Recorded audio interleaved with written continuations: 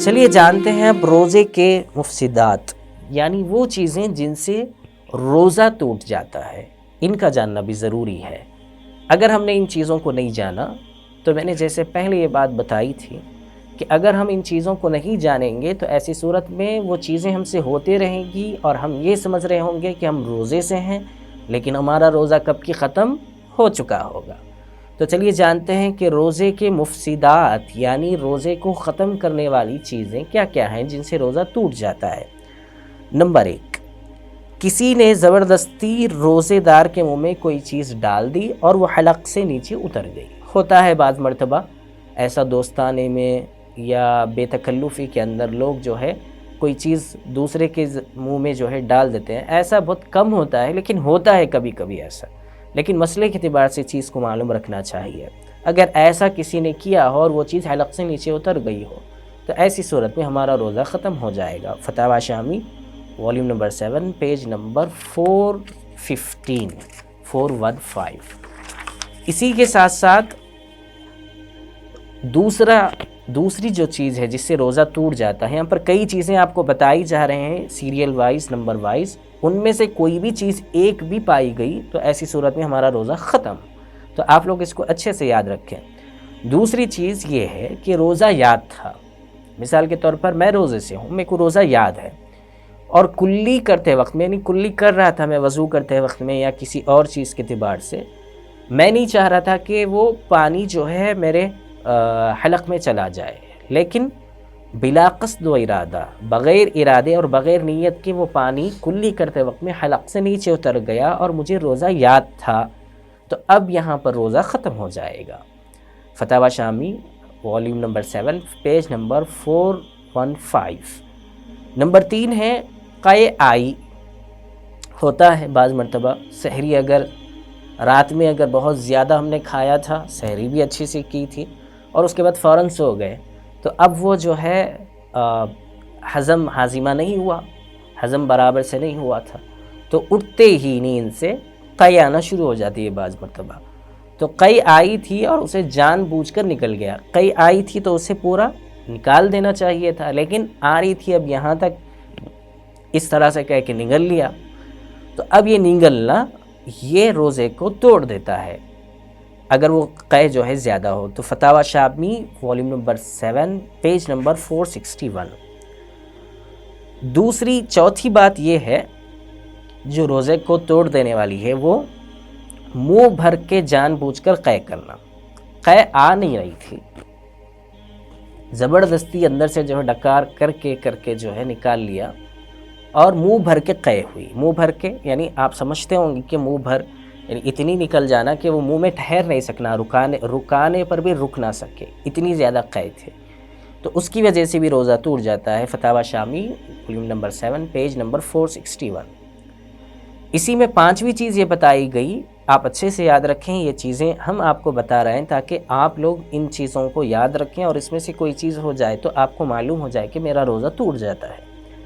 کنکر ہے، کاغذ ہے، ربر ہے یا گٹلی ہے یا اس جیسی چیز کوئی جو نئی کھانے کی ہے وہ کھا لیا یا نگل لیا تو اس سے بھی روزہ کیا ہو جاتا ہے، ٹوٹ جاتا ہے۔ فتاوی شامی والیوم نمبر 7 پیج نمبر 424۔ اسی کے ساتھ ساتھ ایک چیز وہ ہے کہ دانتوں کے اندر چنے کے برابر کوئی چیز پھنسی ہوئی تھی، سحری میں کھایا تھا کچھ تو دانتوں کے اندر چنے کے برابر کوئی چیز رہ گئی تھی اور اس چیز کو کیا ہوا، نگل لیا، تو اب یہ نگل لینے سے بھی روزہ کیا ہو جاتا ہے، ختم ہو جاتا ہے۔ فتاوی شامی والیوم نمبر 7 پیج نمبر 466۔ اسی میں ایک چیز یہ بتائی گئی کہ دانتوں میں چنے کی مقدار سے کم کوئی چیز پھنسی ہوئی تھی، یعنی چنا جو ہوتا ہے اس سے کم کوئی چیز پھنسی ہوئی تھی، اب اسے نکال دینا چاہیے تھا، ہم نے کیا کیا، اسے منہ سے باہر نکال لیا اور یہ سوچا کہ یہ تو منہ کا حصہ ہی ہے، کھانے کا حصہ ہی، چلو کھا لیں گے، اب وہ کھا لیا پھر منہ میں، تو اس کی وجہ سے بھی روزہ کیا ہو جاتا ہے، ختم ہو جاتا ہے۔ فتاوی شامی والیوم نمبر 7 پیج نمبر 466۔ اسی سے ریلیٹڈ ایک مسئلہ اور بھی ہے جس سے روزہ ختم ہو جاتا ہے اور ہم میں سے بہت سارے لوگ اس کو نہیں جانتے، وہ یہ ہے کہ کان میں یا ناک میں تیل یا دوا ڈالنا، تیل یا دوا کا ڈالنا کان میں یا ناک میں، اس میں اگر تیل یا دوا ہم نے ڈال لی تو اس سے بھی روزہ کیا ہو جائے گا؟ ختم ہو جائے گا۔ فتاوی شامی والیوم نمبر 7 پیج نمبر 421۔ اسی سے نمبر 9 پر یہ بات بتائی گئی کہ ناک کے ذریعے کسی چیز کو اس طرح اندر لینا کہ وہ چیز دماغ یا پیٹ تک پہنچ جائے۔ ناک کے ذریعے کسی چیز کو اس طرح اندر لینا کہ وہ چیز ڈائریکٹ یا تو دماغ تک پہنچے یا پیٹ تک پہنچ جائے، تو اس سے بھی روزہ ختم ہو جاتا ہے۔ جیسے چھینکنی یا نسوار وغیرہ ناک سے چڑھانا، چونکہ پیٹ تک یہ پہنچی یہ چیز یا دماغ تک پہنچے تو اس سے بھی روزہ ختم ہو جائے گا۔ فتاوی شامی volume number 7 page number 421۔ Number 10 پر بات بتائی گئی کہ دوا کو بھاپ کی شکل میں منہ یا ناک سے کھینچنا۔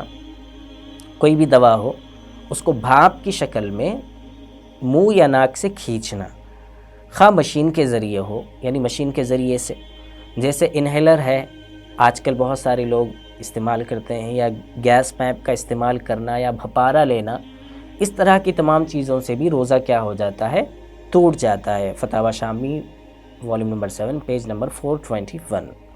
نمبر 11 پر پیشاب یا پاخنے کے راستے سے یعنی استنجا کے راستے سے دوا ڈالنا، جیسے انیما وغیرہ کا استعمال ہے، اس سے بھی روزہ کیا ہو جاتا ہے؟ ختم ہو جاتا ہے۔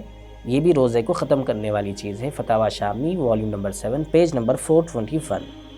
اور نمبر 12 پر یہ بات ہے کہ صبح صادق کے بعد یہ خیال کر کے کہ ابھی وقت باقی ہے، سحری کھا لی، پھر معلوم ہو کہ صبح ہو چکی تھی تو روزہ نہیں ہوگا۔ یہ مسئلہ اچھے سے یاد رکھنا چاہیے کہ صبح صادق کے بعد یعنی فجر کا وقت شروع ہونے کے بعد میں کہ ابھی وقت باقی ہے سمجھ کر، سحری کا وقت باقی ہے سمجھ کر سحری کرنا، اور اس کے بعد میں معلوم ہو گیا کہ سحری کا وقت ختم ہو چکا تھا تو اب روزہ نہیں ہوگا، یہ بھی روزے کو ختم کر دیا۔